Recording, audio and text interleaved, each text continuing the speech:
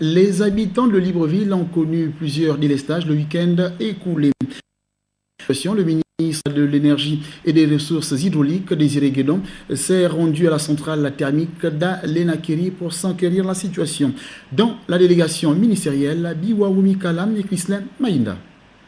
Informé de l'incident électrique survenu à la centrale thermique d'Alenakeri, provoquant l'interruption de la fourniture d'électricité hier samedi 29 mars dans certains quartiers de Libreville et ses environs, le ministre de l'Énergie et des Ressources hydrauliques s'est rendu sur place pour s'enquérir de la situation.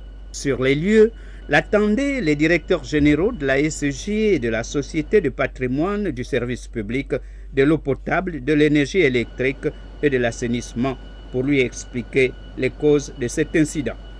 Nous avons une demande qui se situe à un certain niveau, avec des besoins qui se situent autour de ce niveau-là. Et en ce moment-là, il suffit d'une petite perturbation sur le réseau pour amener effectivement celui-ci-là à s'écrouler.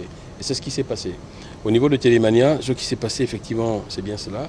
La demande étant proche des capacités de production, eh bien, le système a provoqué une défaillance du matériel électromécanique, électronique, je dirais même, de conduite de la centrale de Télémania. Ce qui a fait qu'effectivement la centrale de Télémania, pour se protéger, s'est décrochée du système et a provoqué effectivement une absence brutale de sa production.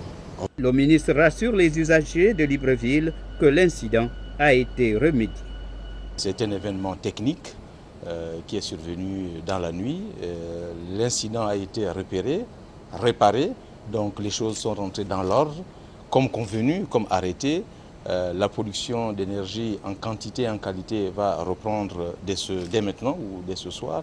Donc la situation des délestages que nous avons connus vendredi et samedi vont être le passé et nous allons revenir donc à la normale. Après la séance de travail avec les responsables de la centrale thermique, ceux de la SEG sans oublier ceux de la Société de patrimoine de service public de l'eau potable, le ministre a eu droit à une visite guidée de la centrale.